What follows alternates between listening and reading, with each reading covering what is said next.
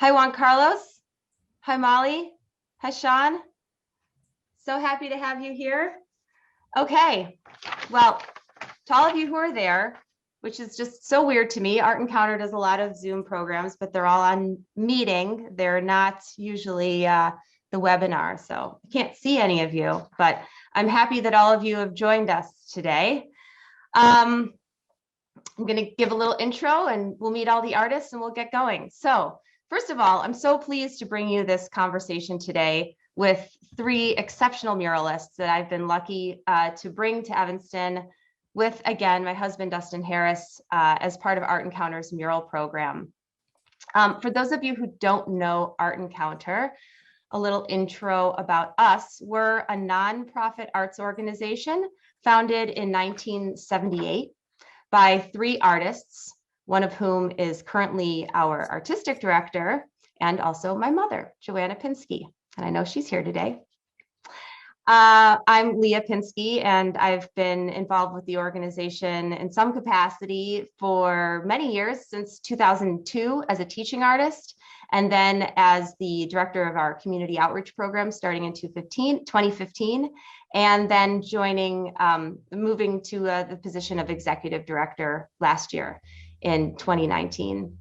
I also co-manage our mural program with Dustin that we started in 2017.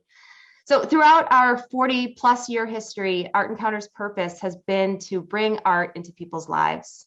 We do this through a broad menu of programs, including many no-cost arts programs for Chicago and Evanston public school students, elders in senior living facilities, differently abled and neurodiverse adults, and more. All of these programs have pivoted to online since the pandemic, and we're continuing to serve all of our groups. We're very happy to be able to do that. For the general public, we have a lot of behind the scenes conversations with artists in their studios, gallerists, collectors, and more. Also used to be in person and currently are online, just hopefully for the short future. And for our community at large, we have our mural program, which activates art in the public sphere. And all of our programs are interactive, and they embrace the ethos that there are many ways to see, and that by seeing together, we can grow as individuals and thrive as a community. So today, our conversation with great artists, Shawn Bullen, Molly Z, and Juan-Carlos Perez will be as a webinar. We're going to talk to them. I'm going to talk to them. They're going to talk to you.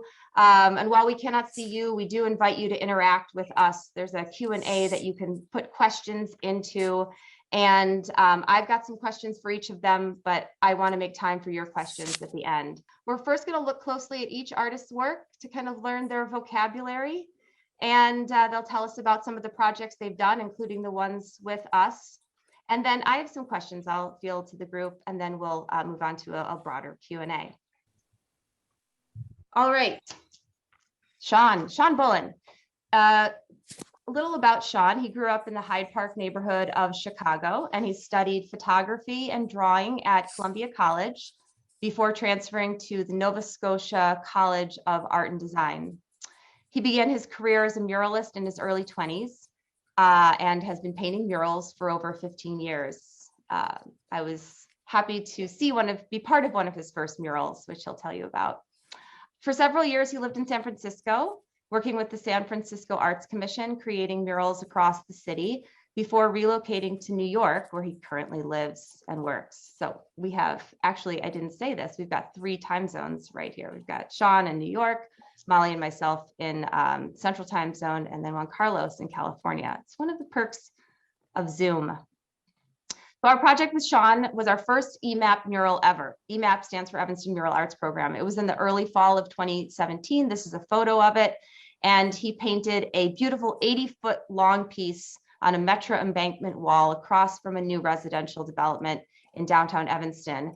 It first came out in the local papers with the headline of "There's a killer bee in downtown Evanston," which I really loved. It was really relating to the bee, which was the first thing he painted. So Shawn, take us through your some of your work. Can I say something? Yes. Who's that? It's Natalia. For some reason, I have if the volume is really low and it keeps spinning with the sign waiting, like you didn't approve me or something. Oh, because aren't you the okay, moderator or Natalia, something? why don't you leave, and Annie will send you the link to join again. Leave okay? the meeting? Yes, leave and come back. Okay. Okay? Okay. Okay. Thank you. I can't do that. So I don't know how, I'm not exactly sure how that's happening, but hey, that's Zoom. Let's move on. And Shawn. Hello, nice to meet you. Whoever's out there, I don't know who's out there, but pleasure to be here. Tell us, walk us through the pieces that you've selected to talk about today. You just let me know to advance the slide. If you'd like me to start on the first slide, I can. Yeah, we can go to the next one. Okay. So yeah, this piece. Sorry, okay, there we go. So just to give everybody a little context, I think we did this project. Actually, you probably remember better than me. When did we do this project, Leah? 2011. Okay, so this was the Mile of Murals project.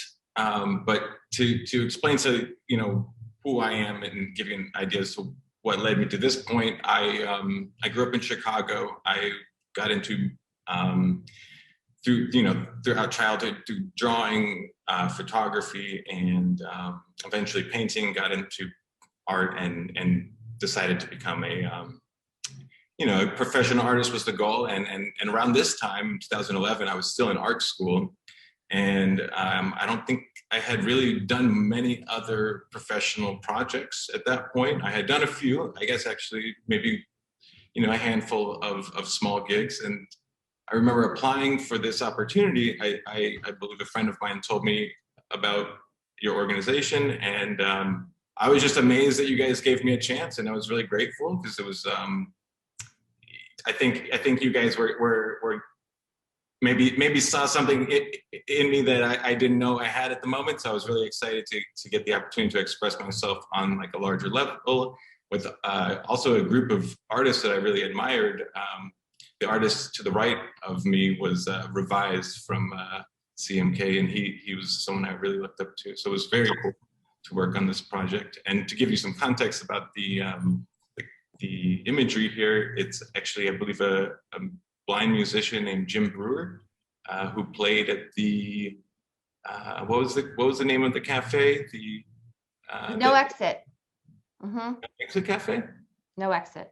And what was the other one? The one that was funding the whole thing, or it was Heartland. Heartland Cafe, yes. So, and I wanted to kind of depict the what I imagined the visualization of sound might be like for someone who can't see, and this type of line work and motion has kind of stuck with me, and I've seen it in many people's work, and it's become a bit of an exploration of movement and just seeing what you can do with building up color in this kind of form. So, yeah. This piece is I believe this is around the year, maybe the year after the last one, 2000. If that was 2000, when was the last one? You said 2009 or 2011. Okay, so this must have been 2012. And this is in New York. This was a piece done by myself and a group of friends of mine. In my kind of earlier years with painting, I was doing graffiti. And we started a graffiti crew called IDC, and eventually we all were much more interested in being artists and muralists and kind of getting permission and having time to do our work. So we developed this graffiti crew into a art collective called IDC Art House. And this was a mural we painted as part of an art show that we did in Brooklyn, in which all of us came together from like around the country to work together. It's beautiful, Shawn. Thank you. It's a depiction of a good friend of ours named Chris, and kind of just a flowy graffiti style piece with his name at the bottom. Yeah, for those of you looking, you can start to see a lot of, the active line work, flowing organic movement across your murals that is like a sort of a through line through your work. Yeah. Oh, this is also a recurring theme I've seen. You can talk about this image that recurs. Yeah, so this piece is in San Francisco. This is in Noe Valley. It was a project for Shop Small, which was a campaign to support and promote small businesses across America. You've probably seen the little stickers and storefronts, and it was an interesting experience because it was a commission that was funded by American Express, but they didn't actually even ask for a design to see before I did the mural. So it was a unique experience where a corporation was funding a project with complete faith in the artist, which was a really great opportunity. So to be able to express yourself on such a large scale with complete creative freedom. So I freestyled this entire piece based on like a drawing about this size that I, kind of was barely referencing, kind of just as a compositional reference. And it was a great experience. I only had 6 days to do it, and I was on this big lift that you can see in the bottom right corner. This color scheme is something I've continued to use, really just painting the entire wall with this light blue and then going over it with the spray paint of the dark blue and adding the gold, of course. But yeah. Sure. And there's a recurring. You want me to answer specifically? I would love to hear what any questions that you have. Sure. Well, you're taking us through some of your work, some of the recurring themes.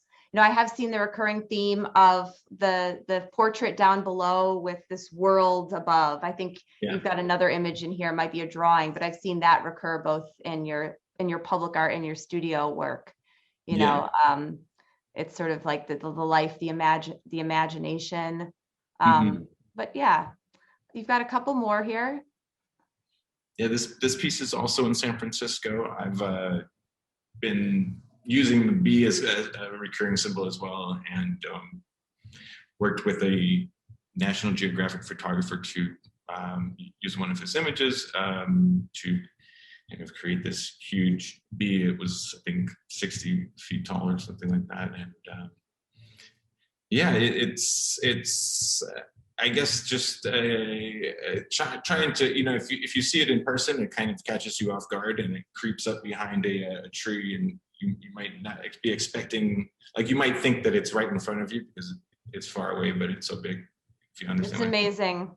This kind of transformation, right? And the scale of this piece. And the day that you shot it on, the color of the sky really is almost absolutely matches the color of the sky in the building. Thank you. Yeah, this was definitely a terrifying experience because being that high up on one of these lifts is challenging, but it was fun to do. Can't be afraid of heights. And I think the next one is the one that we did. Now, you know what? I put a new photo up here because I wanted one from the side. So there's last week's snow, but it's still very, very bright.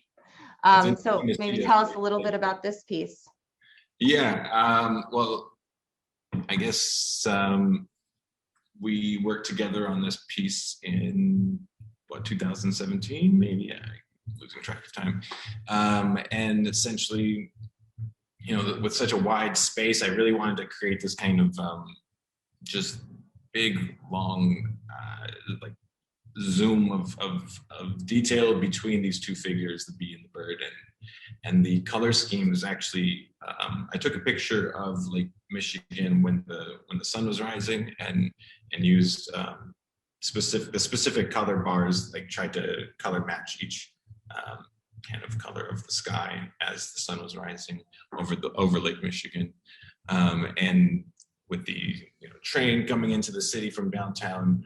This is in Evanston, so it's kind of like a place where everyone's going to get on the train and zoom into the city and zoom back. And it's a lot of my work. It attempts to maybe hopefully remind people to kind of stop and smell the flowers kind of thing, where you might normally just run past a gray wall, but hopefully this wall is exciting enough to just take a minute and look at it. Absolutely. Yeah, no, it's a place to stop. And it's I wanted to show, here's another photo of it. You've said in your work, and then we'll move on, we'll go through your studio work real quickly. Right after this is the last one, that you sometimes have a hidden message in your work. Yeah. Is that something you want to talk about with this one? Yeah, sure, why not? Yeah. Well, I mean, I grew up doing graffiti as a teenager, so the thing with graffiti, you always put your name in everything. That's what it is. So when I started getting commissioned to do pieces, I noticed that there was sometimes I just didn't really always feel like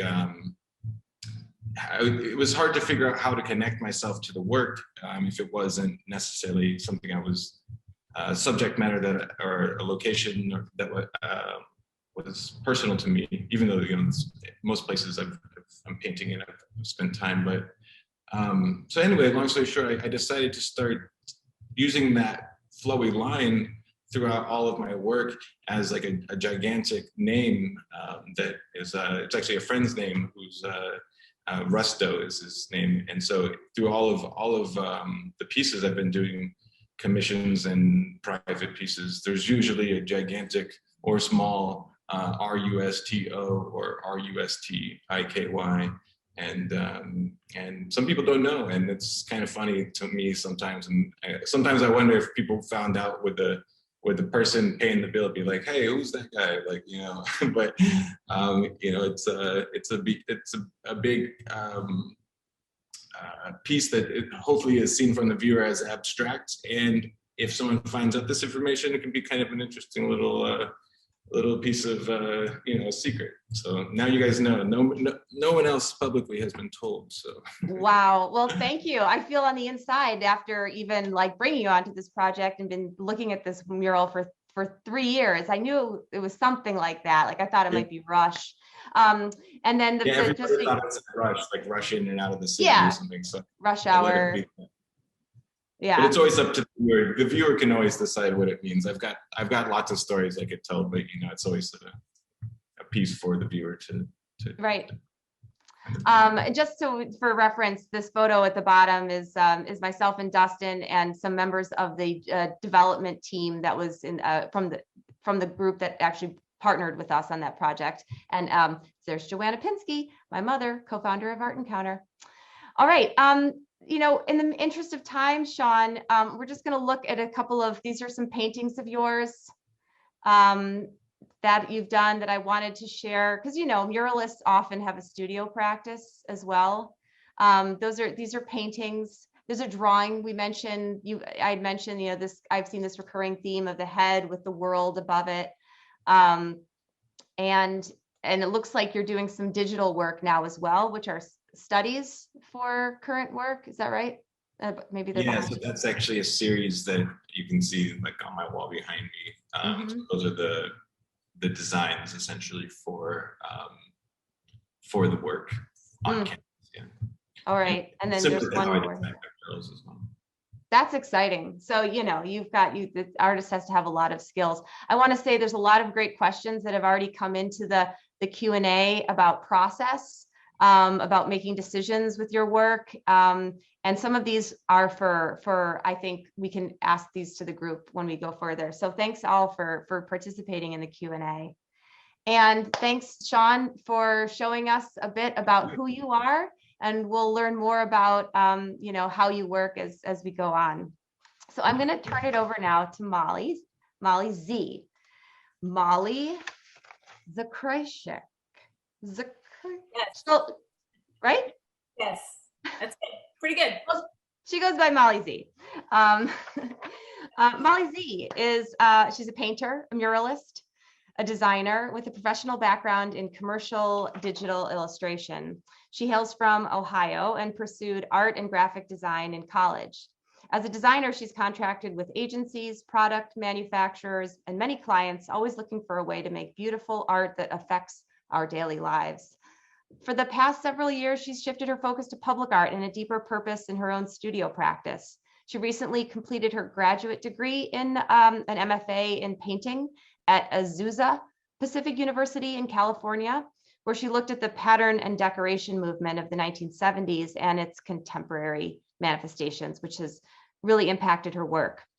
We had the pleasure of working with Molly in 2019 on a unique project that was in partnership with the fine arts students at Evanston Township High School, one of whom is right behind Molly in this photo here. She's painting with her. She'll tell you about that project and more. I don't know if Marla Seibold is here from the high school. She was the art teacher we worked with. I want to thank you for that partnership. And Molly, you walk us through your slides. Yeah, sounds great. Okay, well, hello everyone, and welcome to my studio and my slides.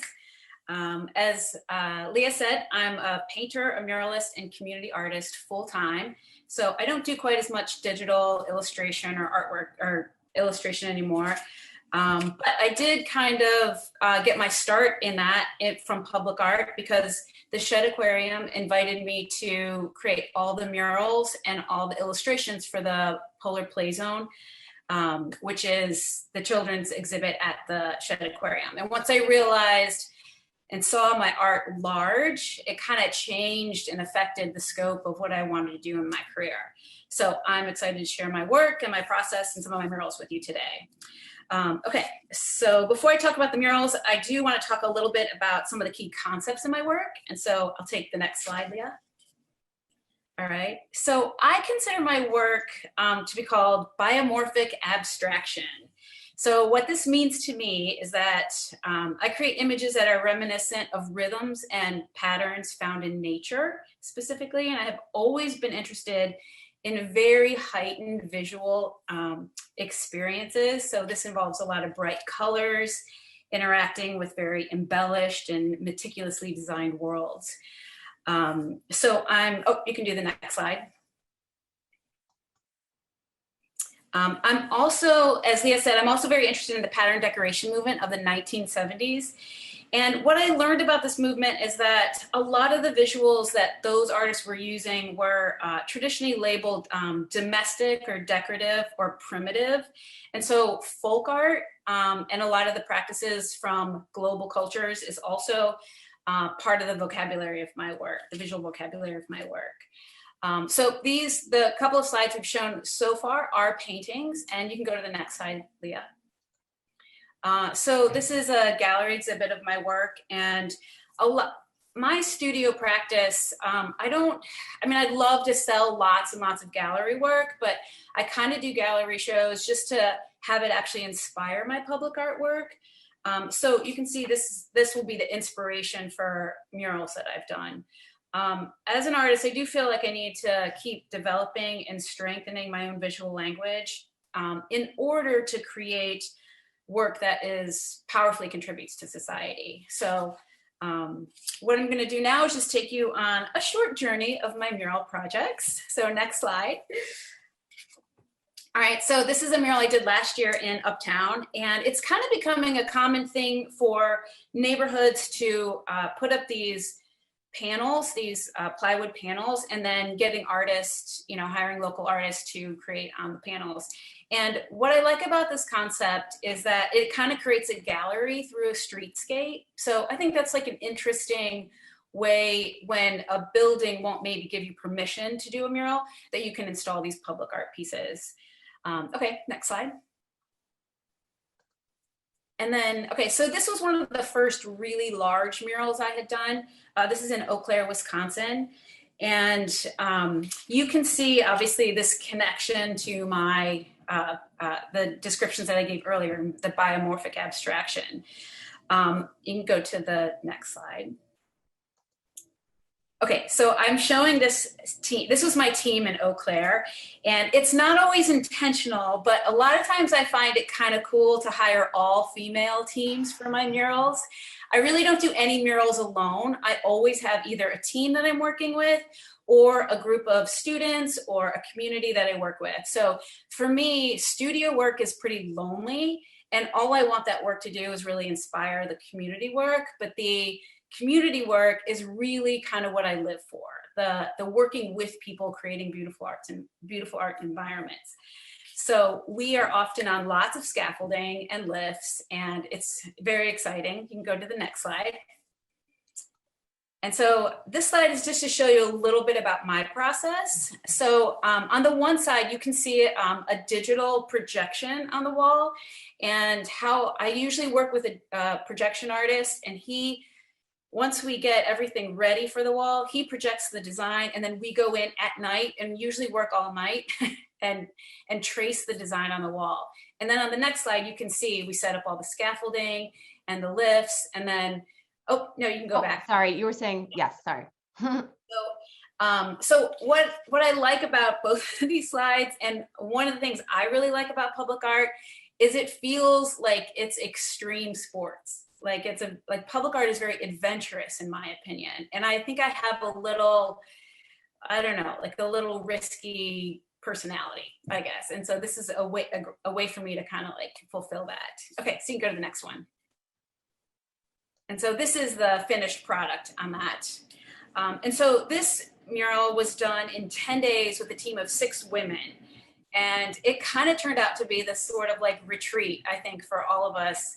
And that's another idea I'd like to explore, is like actually getting a group of people together to do like a retreat-like experience where you create a massive work of art in a community. And then the other thing I wanted to mention about this mural too, the last day when we were just doing final touch-up stuff, people were coming out. It was the weekend of graduation in Rockford, and everybody was coming out and photographing with their parents in front of the mural. There was a quinceañera that came out. I realized like really strong public art also becomes like an important backdrop for people's daily lives and the celebratory events in their lives. So I think art can kind of become part of people's stories. That's the power of public art. Okay, you can go to the next one. So this is just a variation on what I do. Most of my work does have that sort of solid black line in it and patterning, but sometimes I also like to just create like still working with nature and biomorphic forms, just a really bright and colorful mural. So this is in Edgewater. And then I'm going to show you another variation and talk a little bit more on the next slide.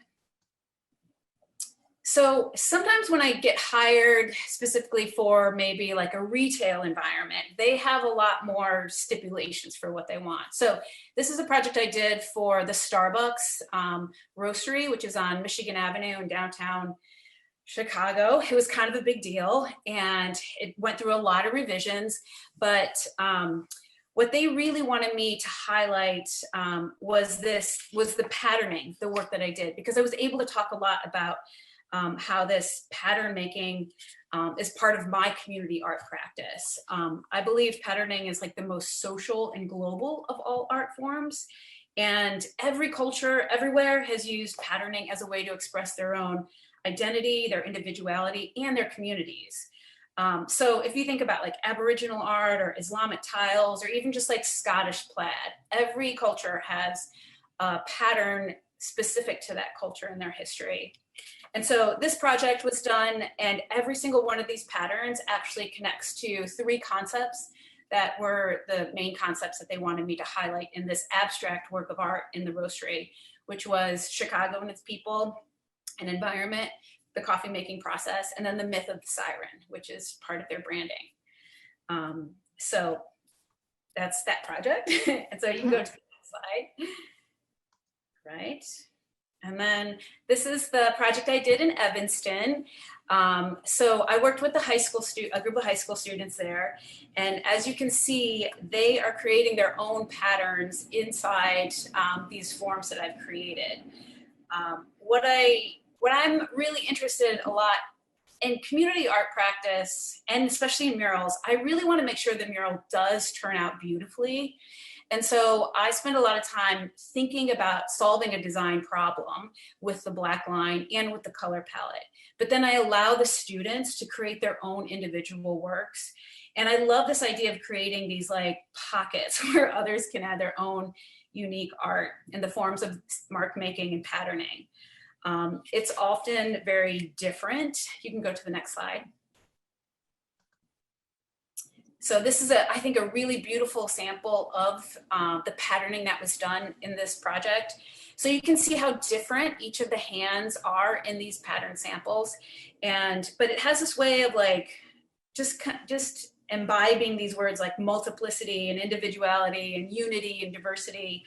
And so with the dominant line work and the 4-color palette, the differences all look unified through these ideas.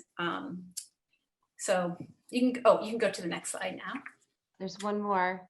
There's Okay. 2 more for this piece. And Okay. Molly, you did a couple of workshops with the students Yeah. before coming straight to the wall, where you talked about developing pattern, developing design. Yeah, what I like to do is in my workshops is like help students like work through a sketching focus on developing specific mark making and patterns based on a concept. And then they are not allowed to paint anything until they actually have the patterns planned out. So that idea, like when students get on the wall, they don't know usually what they're going to paint. That's why we have to do the sketches first. It's kind of intimidating once somebody gets on the wall. So every student has like usually a book filled with pattern designs that they're choosing from and we're thinking about as we go into these spaces. The other thing I like to talk about in my workshops is how important public art is and how much their hands are going to be part of the fabric of their community, their mark making. And it's an honor and a privilege, and it's important. So we're not just getting out there and doing whatever we want, we're actually contributing to society. And so that concept also is like really important to me, like to kind of awaken their own creative spirit, but then also to awaken their creative spirit for others, to benefit. And then I think is there one more, Leah? Yeah, to show the how it goes up, how tall this wall gets actually. Yeah. So here's how the wall is spread out. And one last thing I want to mention is that I also consider the role of the public artist to repair and restore broken areas in a cityscape or a wallscape. And art can bring beauty where maybe there's these crumbling areas, and simply painting those areas like turns that wall space, turns somebody's daily walk into like either walking by nature or walking by something beautiful. And I'm always amazed that just a little bit of color can kind of enrich the culture and the experience of everyday life. So that's beautiful, beautiful, Molly. And there are, even though we're not using a chat, we're using a Q&A. People are, there was a comment from Marla Seibold, Miss Seibold, the high school teacher that we partnered with, and she wanted to underscore how great you were with the students and that they loved the process, and they're all very proud of the piece to this day. So thank you so much for sharing that, Mrs. Seibold. I hope that we can have many more collaborations with the students at the high school, because they were incredible, and you led them quite beautifully. Yeah, well, they were thank great you. artists, Yeah.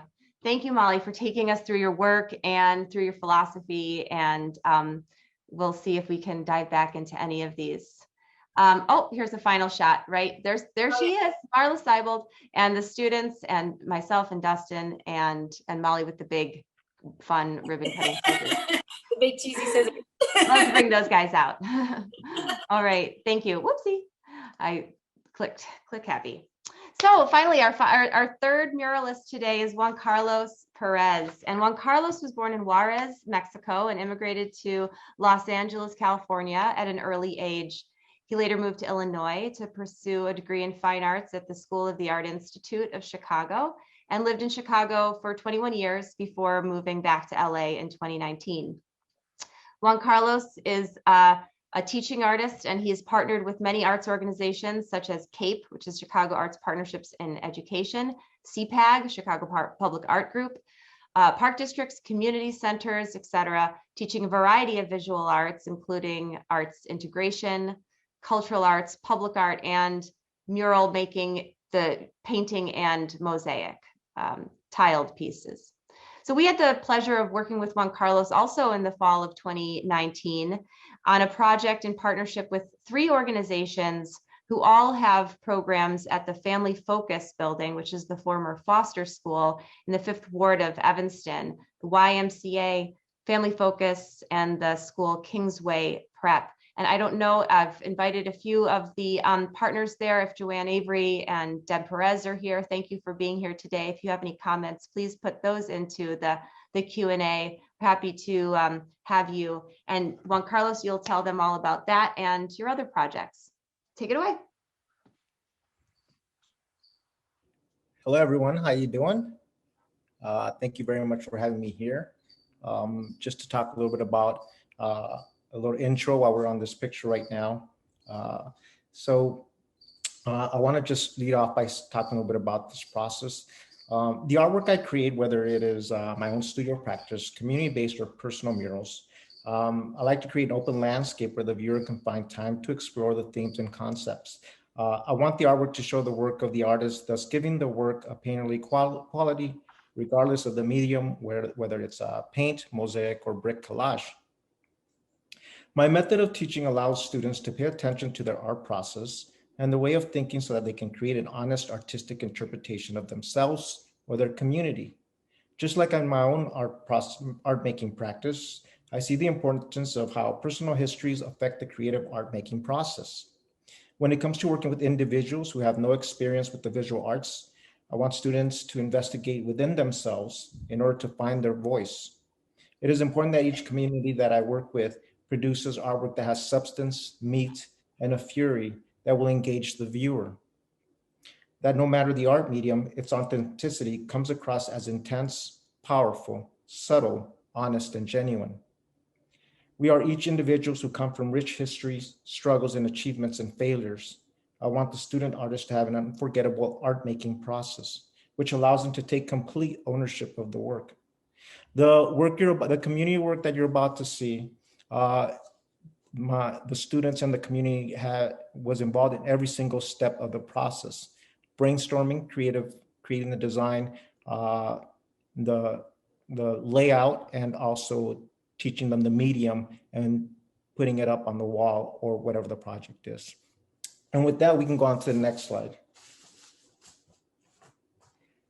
This is a close-up image of a mural for the Mile of Murals project in Rogers Park. That was put together by the Rogers Park Business Alliance. It's called Patriotism in Everyday Life. It is 7 feet tall, and it stretches around 255 square feet long. That's why these are close-ups, or else we'd be here all day on these right here.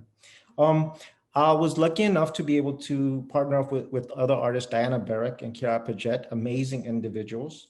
And the title of Patriotism in Everyday Life, we wanted to depict the American landscape with the big emphasis and focus on the laborer, the Native American, immigrants, along with the struggles and social issues regarding race. We felt that, we can do this by translate the American landscape by also facing the beauty and the ugly of the American landscape in order for us to move forward as a society. Next slide. This one's in Humboldt Park. It was an intro to the Bloomingdale Trail. It is 14 feet tall by 80 feet long. And this one was in 2010, and it was through the Chicago Public Art Group. I was fortunate enough to also bring in Patricia Soterero to work with me and Will Nicholson at that time. This was created with youth and young adults, and with a big emphasis on the power of women. And this is painted. And we can go to the next slide. And this is a picture of the community working on the mural. And again, they had with them, they were part of the drawing and the brainstorming and putting the images together with my direction, of course. Next slide. This one's titled El Monstro de Rogers Park, Adelante. This was, I was brought in by the Rogers Park Business Alliance once again to create a mural for the World Music Festival's 10th anniversary in Rogers Park. It's about 25 feet tall by 60 feet long. It's hand painted. And I was able to, it had to be done within a 3-week period. So I was fortunate enough to be able to bring in local Rogers Park artists to help me execute it on time. It focuses on the different cultures and people living in Rogers Park. And I wanted to bring all those designs together that represent those cultures. I also wanted to focus on the laborer and the community worker, which is very evident when you step into the Rogers Park neighborhood. Next slide. This one is the Japanese. With this one is it's a mural. It's called Japanese Lifestyle, Past and Present. I was brought in by the Japanese American Service Committee to work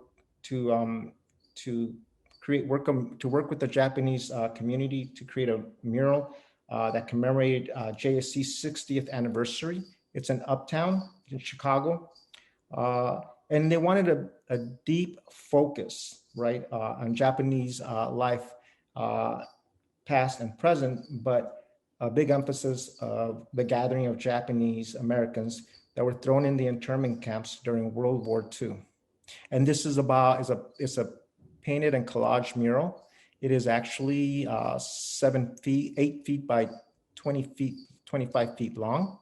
And I know it's hard to tell here, but the boards are actually come out and in and out and in to kind of like gesture that of a Japanese fan. You can go to the next slide. Thank you, Lea. This one's titled "We Are Here," and it is a brick collage mural in Logan Square. It was a parent-led program. It was through Chicago Arts Partnerships and Education on the Christopher House building there. It used to be the old library in Logan Square. The materials that you'll see on here are mosaic tiles, mirrors, ceramic castings, paint, cement relief, wood, and bronze. And it covers an area of 200 square feet. And this was in 2007. You can go to the next slide. Beautiful. And this is a close-up of that. And so what you see on here also is paintings of community members in the area. And you can see a really nice reflection of the broken mirror and the cement reliefs up at the top of the leaves and other cement reliefs on there as well. I also want to say that this project gave me the liberty to bring in amazing artist Mirtas Wrzezinski and also Phil Schuster as contributing artists. It was an honor for me to work with them. Next slide. And this is a process shot. Again, it was a parent-led project, and then we generated and worked images with the primary youth, and then we opened it up to the rest of the neighborhood community to come in and walk up and help put it together and contribute to it. Next slide.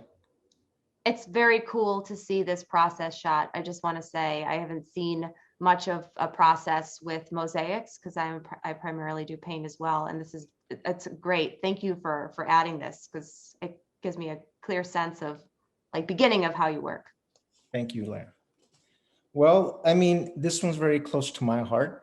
It's one of the last projects I did in Chicago. It was a great way to kind of begin my journey over to California. This is a 4-foot by 20-foot mural. It's hand painted. It's on wooden panels. I was very fortunate to be able to work with the children and the youth of Family Focus. Again, it was brainstorm designed and painted by the children there over a 2-week course, if you believe that. So focusing on investigating themes of family and support and generating images the first week and then paint the following week, which means we have to go through some instructional painting techniques, right? This mural, I would like to give a nod out to Deb Perez because I believe it was the brainchild and inspiration from her that led to the creation of this program. So, if you have an idea in the community, put it out there because it'll give it legs and it'll grow. Family Focus offers innovative community-based programs that help parents, grandparents, foster and adoptive parents gain confidence and competence as the primary educators of their children. Family Focus serves the Old Evanston community, and they have other locations as well. The services include early childhood home visiting, family advocacy center, after-school programming, grandparents raising grandchildren, and community partnership initiatives such as the Foster Street Urban Agriculture Program. I really highly recommend you to visit them at www.family-focus.org/center/Evanston. During these times, I think we've recognized the importance of community and family, and like Art Encounters and the Evanston Mural Art Program, I think it's very important to support these programs so they continue. These students and these children need us now. Thank you, Juan-Carlos. I want to point out something about the photo here.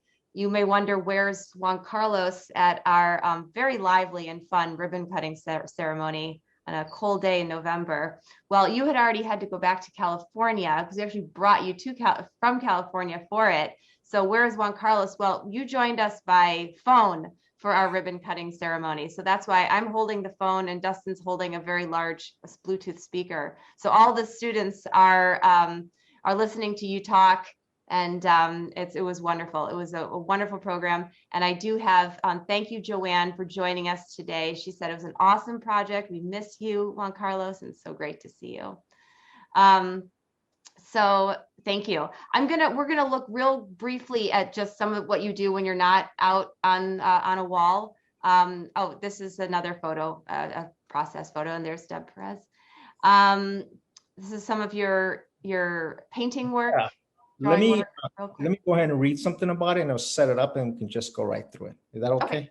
All right. So, as a multidisciplinary artist, I investigate and challenge how perspectives today continue to be shaped by an old past colonial rule, a European blueprint of laws that have created and normalized an American culture or narrative built to dominate or create systems of power that have led to today's social and class divides on issues such as immigration, racism, violence, religion, etc., and has historically disenfranchised community of color. In my art practice, I confront these barriers or perspectives determined to own through aggression and dominance, the same social and racial issues that incoming immigrants and new generations of Mexicanos or Latinos people still face today. As an arts educator, I've worked with neighborhoods in deconstructing the many nuances that feed into systemic racism and how people of color view or value themselves today. It is through the opening of this dialogue that we are able to engage in discussions of the consistent undercurrent racism evident in American history for hundreds of years that have led to a relationship of mistrust. These dialogues and conversation feed into my studio art making practice, color constantly bringing its value to light and fighting to make its worth visible in a society or landscape constantly trying to take it away. We are at a time in history where we have found inner strength rooted in our culture, ethnicity, and indigenous ancestry. What I hope to happen is for us as a community, as a people, to utilize the tools and resources passed on to us and how we will manifest, fight, and change a structure built to dominate us. So with that, what you see on the top painting here is a painting called Shell Cases. It's acrylic on paper, and that was created in 2019. These are small pieces, about 7 by 24 inches. The one below is called Segmented. It's acrylic on paper, around 7.5 to 20 inches. And it's basically a dialogue about the many nuances or issues revolving around race and identity, pressures put upon us by our social environment to constantly deconstruct our ethnicity and applying value or worth to it. The next slide, please. This one's called United States Federal Tent Children Internment Camps at the Tornillo border. It's acrylic on wood and stands around 24 by 18 inches. It comments on the gathering of immigrant children and thrown into internment camps along the border by the United States government. And they're still there today. Next slide, please. The bottom left is called El Agua Cura, the water healer. It's acrylic on paper. It's around 31, 34 inches. It was part of the peeling off the gray exhibit on the issues of gentrification at the National Museum of Mexican Art in Chicago. And one of the questions that I asked in that one for me to be able to approach the work was, how do we attain culture, right? When does gentrification, what is gentrification and what is natural change? So in here you see, in my mind, I was thinking, I had this feeling about a well, and the water is depicted through the blood or the colors of culture, right? And what attracts us to it, right? So you see the pale trying to attain the culture. And to the right, I call it ethner defense mechanism. It's acrylic on wood. It's 10 by 10 inches. You can view the full images and details of all of this work you just seen. That expands back around 25 years. All these concepts this was my work's always been about, at my website, www.juan-carlosperez.com. And you can also follow me on Instagram at Juan-Carlos Perez 927. And then you can also follow the neighborhood social justice work that I do with the Chicago Act Collective at chicagoactcollectiveweebly.com. And you can see the work that we do in response to the social issues that impact our communities. I want to give a big shout out to Lea and Dustin, Art Encounters, and Evanston Mural Arts Program. I think we've had a long relationship for many, many years, and a lot of love. I want to give out a lot of love to my Chicago peeps out there. I am the artist that I am today because you made me. Thank you. Oh, thank you so much, Juan Carlos. Thank you. Wow, it is so moving to see your work, all of you, and to hear you talk about your commitments, your interests, your motivations, your inspirations, everything. You know, as life has to be improvisational, I'm gonna kind of make a shift here, because I had a couple of specific questions I wanted to ask you, but I want to wrap them up because I know some people also have some other questions, and you can start throwing them into the chat. But you know, somebody in the chat early said, Lea, you're a muralist too, you know, in addition to being the executive director of Art Encounter. So maybe I hear these stories also with a different ear. But you know, for those of you who don't know out there, and you probably do, you can probably sense it, doing murals, doing public art is hard. It is really hard work. It's not, being a studio artist isn't easy either, but there's so many factors that go into putting a large scale piece of work up on a wall outside, that just like you have things, so many things stacked against you, especially in Chicago with the short season. But as Molly talked about, you know, that there's so many things that I probably have drawn you to this work, and that keep you going back in spite of all of the enormous challenges. You know, there is that sense of dramatic transformation to a wall. There is that kind of risk taking. You know, it's very physical, which of course is difficult as well. There's a lot of you know, variables that you cannot control. It's highly social because you're in the public sphere, and it's embedded with community. And I want to know, of those things, or maybe something I haven't mentioned, like what is it for each of you that has drawn you to this work and that keeps you coming back? And in that, has there ever been a time where you're like, forget it, no more, I can't do it? Who wants to take it first? I'll go first. Thanks, Molly. Okay, so what draws me to it and what makes me keep coming back? I think when you said like the dramatic transformation, that line, I think I have that. I love the dramatic transformation of something. And when I work with people, I've seen that happen within people as well. like that, things they were worried about or frustrated by or whatever, like through the process, like there's just like a letting go of some stuff, like somehow as people are working on the mural with me.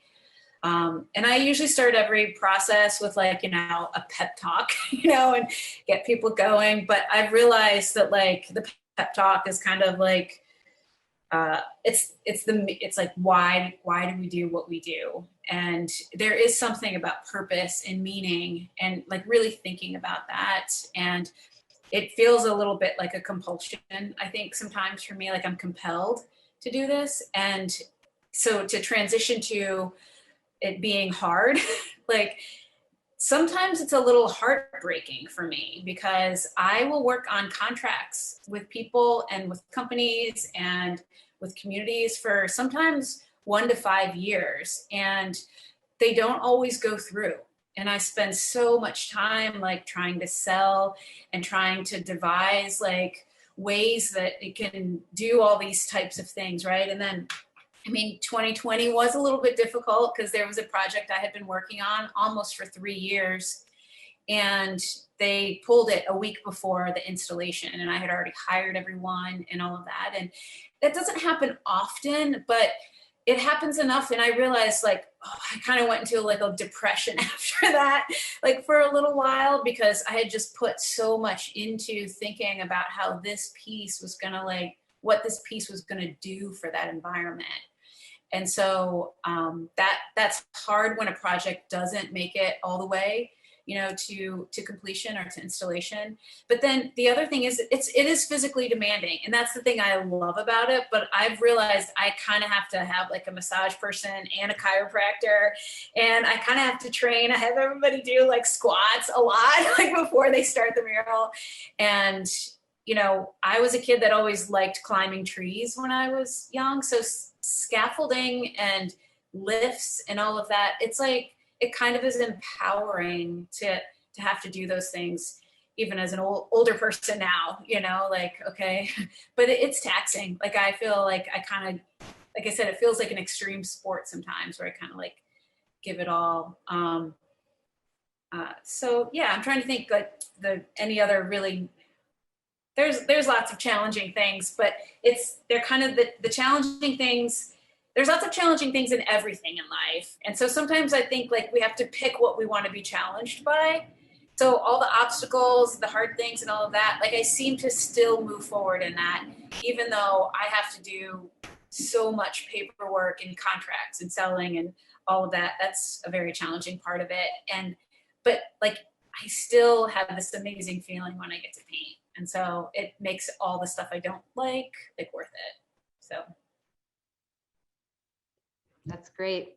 I think that for me, what draws me to it is it's the relationships that end up evolving from the art making process. You know, it's I get invited to work with so many different communities, and they all have so many different, such a rich history, right?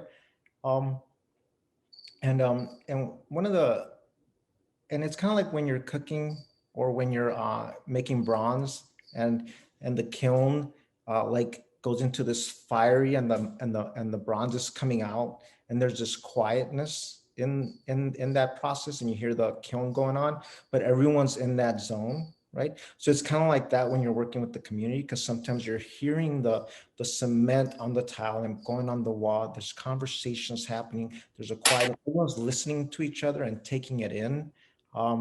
And that is just an amazing feeling, because you know you're growing together, you know, and everyone feels 100% involved, you know, because I'm not coming in as the artist taking over the work, right?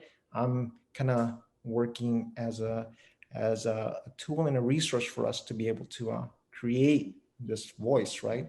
And one of the challenges is actually a plus for me is that you know, and I'll let them know this in the beginning, you know, I know that, you know, I'm coming in as an outsider. I cannot come in here and say, this is your voice. This is what we're trying to get to, right? So the beginning creative exercises is creating a trusting space where free creative brainstorming can happen, right? Because a lot of times when they don't know you, they don't trust you. So they're just giving you the answers they think you want from them, right? And so the thing is, how can I create a safe space where an honest dialogue can come from, right?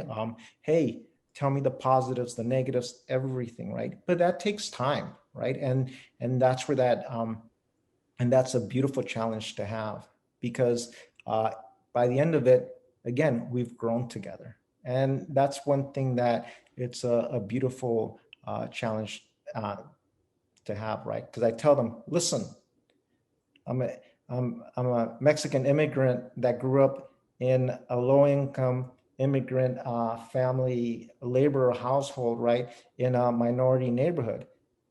That's still different than an immigrant Mexican growing up in Chicago in a minority neighborhood. There's no way I can tell you that I know exactly what your experience is. Everyone has a different experience, and so when you give the opportunity to bring that to the table and to talk and create a dialogue, I think beautiful, authentic artwork originates. Mm-hmm. There's such an opportunity with public art, and especially community engaged public art, for dialogue, for collaboration, that I think for many artists and for you, especially with your approach, is like a very important part of what you do beyond your studio practice. I mean, you're all very different. Shawn, for you, what brings you to this, draws you to this work, and what keeps bringing you back after challenges you face? Yeah, I guess I got pulled into street art and graffiti and mural painting all in different ways, but it all kind of worked together and formed into, I guess, whatever you want to call what I do. But essentially, I found that when I was painting in public, that was one of the only times where you can really feel like you're contributing something that's for everybody, and it's an opportunity. I mean, as an artist, when if you're constantly just trying to make work and hope that it means something, suddenly you go and paint a wall, like it's really rewarding right away. Like before you even paint what you're going to do, if you're painting a blank just to get ready, people come by and they're like, I can't wait to see what you're going to do. And it makes you realize that just by doing something, I guess, that's nice for people's daily walk, people really appreciate it. And I remember, I think when I first got a few opportunities to paint legally, I was like 18, and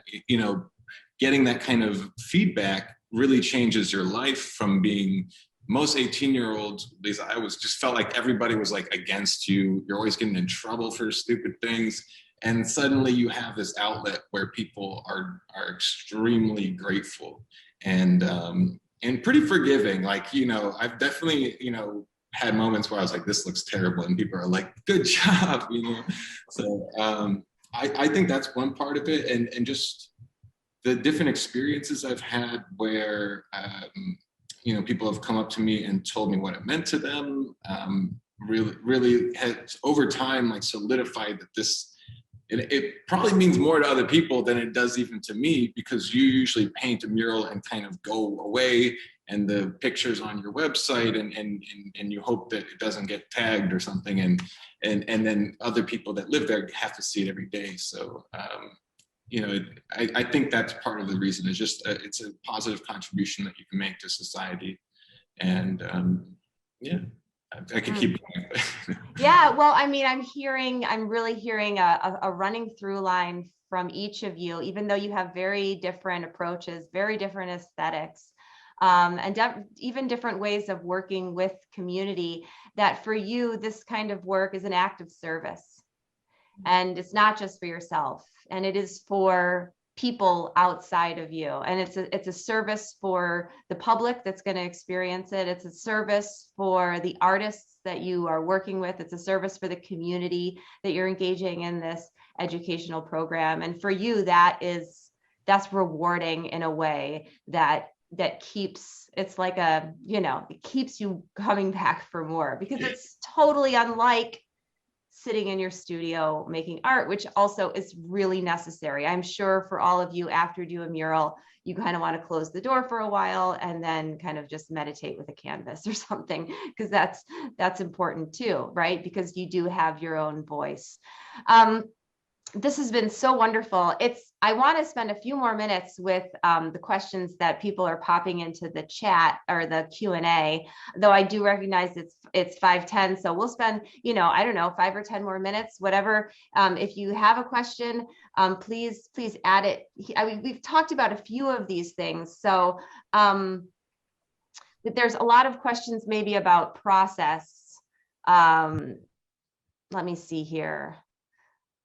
I think this is going to be something, people want to know about how do you make decisions about what goes where, or what's your process for expanding your image? I mean, let's see. I mean, I guess I want to ask, because I know, okay, do you like to work with a plan where you really plan out everything in advance on a big wall, or would you prefer to be a little more organic? I know, Shawn, you said you like freehanded a design, but maybe that was just how you expanded it. But what is your process for designing this kind of work?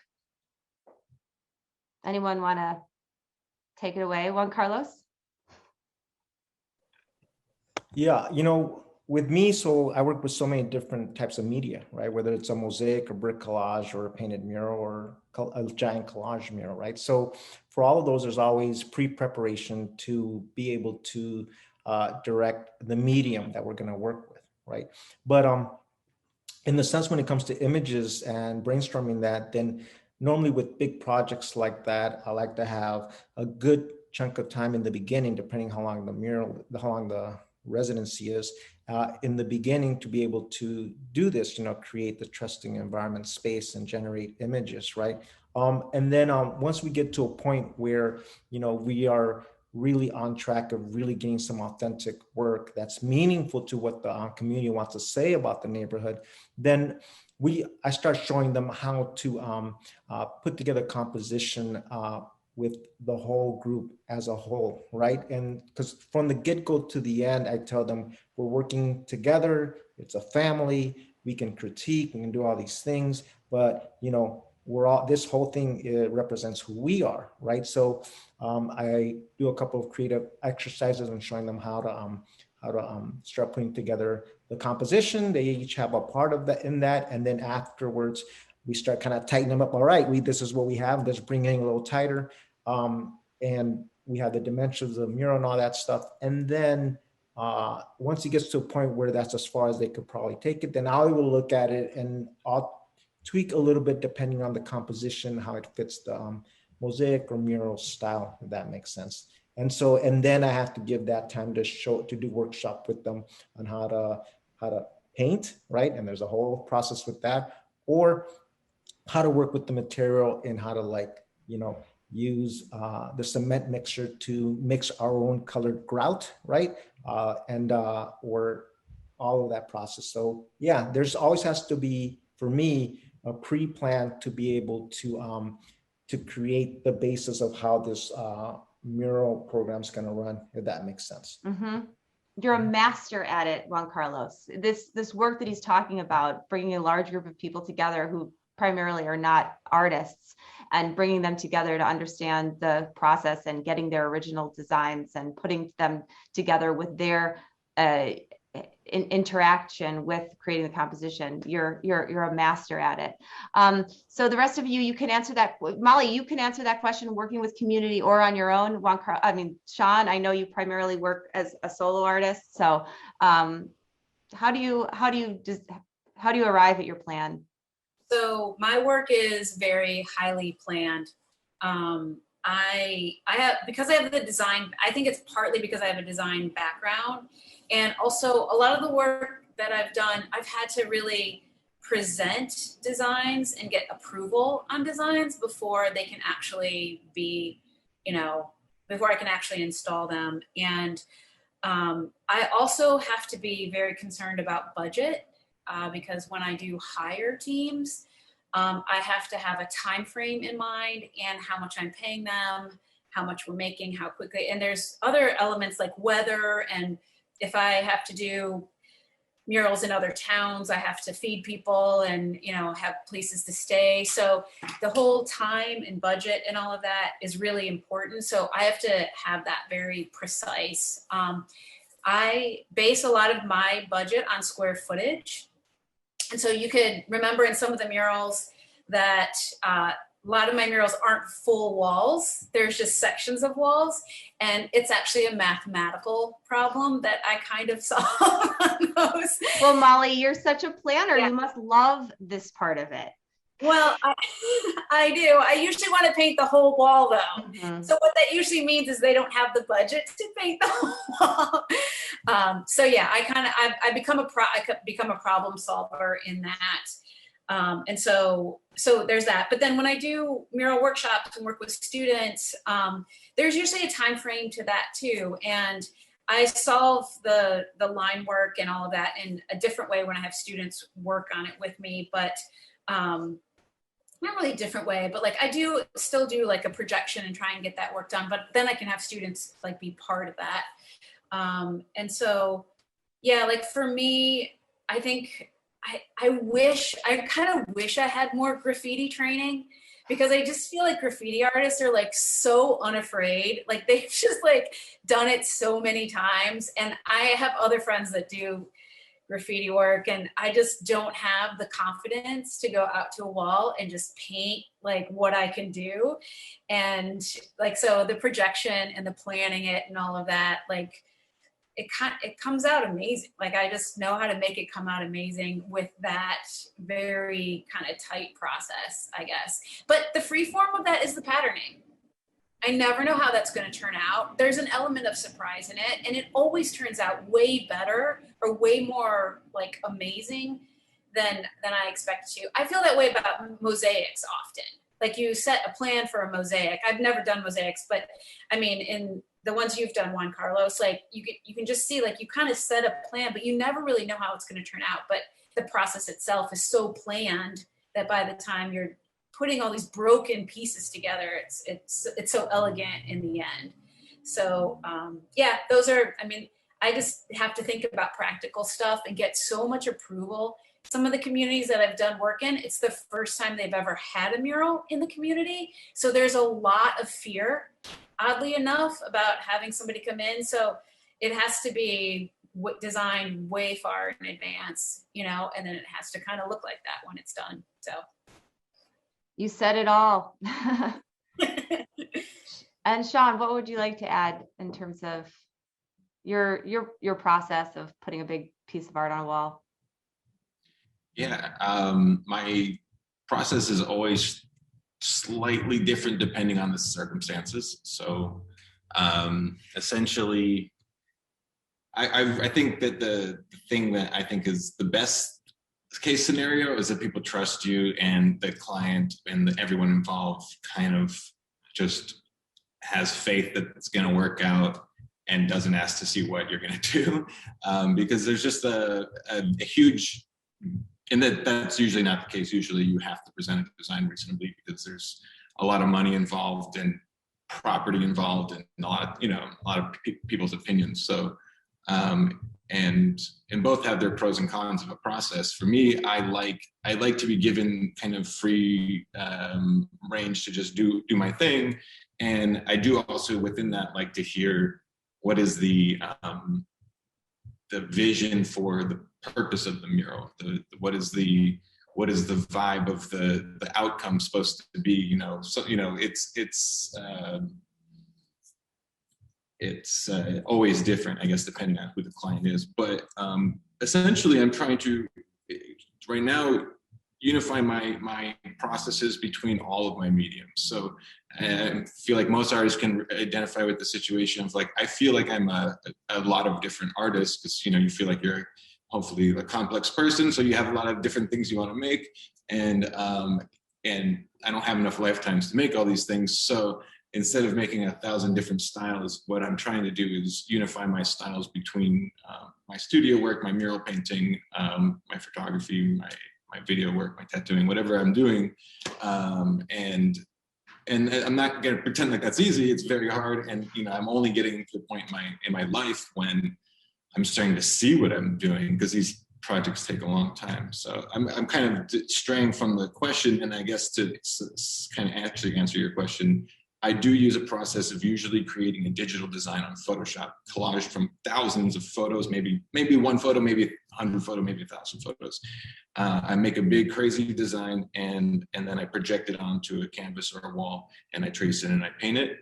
But if I can freestyle it, then I might just create a silhouette of a color and start painting directly into it with maybe a loose idea. And I'll usually reference images to make sure that there's kind of a grounding and something, semi-realistic to kind of keep people's attention and have them have faith that you know how to paint. That kind of helps. Like when I painted the bee in Evanston first, it was kind of my way of being like, hello, this is done. This one part looks like, like you guys will hopefully trust I won't mess up the rest, like, whereas like if you do kind of a layering process, sometimes people come out and they're like, I don't know what you're doing out here, but I'll give you the benefit of the doubt. But that's so interesting. That was intentional, right? Because you know that you're having a conversation always with the public. Yes. And so they know who you are, and they get a glimpse, because I know we've talked about this before, that while people are so excited to see the project go up, they also are like, when's it going to be done and what's it going to look like? So, well, it's really interesting to hear all of these different kinds of processes. I hope it gives the attendees that are witnessing this a glimpse into how complex it is, both the opportunities, the constraints, the relationships, the budgets, the planning, all of that. I don't see any more questions coming into the Q&A, and it's 5:20. So I think, as much as I would love to keep talking to you guys forever and ever, we'll have to do this again. That maybe we'll sign off.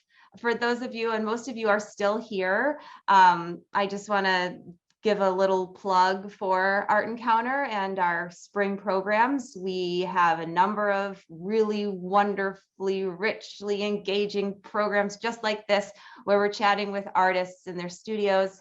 If you're on our email list, you'll get those in your inbox. If you're not, please join our mailing list. We also have a spring fundraiser coming up, which will be online, and more murals to come in 2021 that will be announced soon. So if you're a fan of the program, I hope that you will stay connected to us at Art Encounter. We're always accepting contributions to help our mural program move forward. And I hope that, Molly, I hope you have a great mural in your future for 2021. Juan-Carlos, I hope you can paint all year long in California. Geez. Bring me and Dustin out there, please.